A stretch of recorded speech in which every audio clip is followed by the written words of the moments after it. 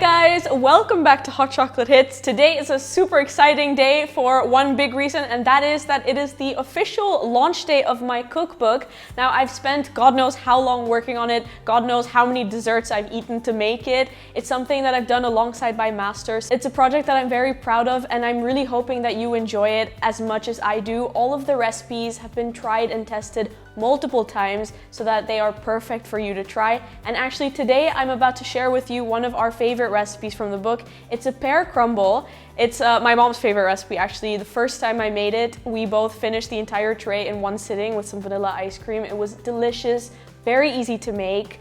And if you like this recipe, you will like all the recipes from the book. So be sure to check out all the links below to find out how you can order it. And without further ado, let's get started. I have your 6 ripe pears. Now you want to peel the pears as best as you can. Use nice juicy pears that are in season and that taste nice by themselves. Those will make the best crumble. And once all those pears are skinned, you'll need to remove the core and dice them into 1 centimeter or a ½ inch sized cubes. Now I promise this is the most difficult portion of this recipe. It just becomes easier from here. And once all those pears have been dissected, you can place them into a bowl and sprinkle atop 1 tablespoon of lemon juice to keep them from browning and also to add a nice tang, followed by 1 tablespoon of cornstarch, which helps bind the juices. Give those ingredients a nice stir. Now if the pears aren't sweet enough, you can also add in a few tablespoons of sugar or sweetener, but actually it's really not necessary because the pears taste so good baked by themselves, so you can just trust me on this one. Now just set those pears aside while you prepare the crumble mixture. So to make that, all you need to do is combine 150 grams of all-purpose flour with 50 grams of rolled oats, 100 grams of brown sugar, 50 grams of roughly chopped walnuts, which is optional but adds a really nice crunch, and a ½ teaspoon of salt. So just mix those ingredients to combine, and then you can toss in 125 grams of cubed, cold, unsalted butter. You just want to blend that into the dough. Now this fancy gadget is a pastry cutter. It's great for cutting butter into pastry or crumbles like these, but you can also use a fork or your fingertips. The mixture should resemble a coarse dough, but it should still clump together slightly. And now you are ready to assemble. Pour the pears into a baking dish that's been generously greased with some butter. This recipe is designed for a dish about 24 centimeters in diameter.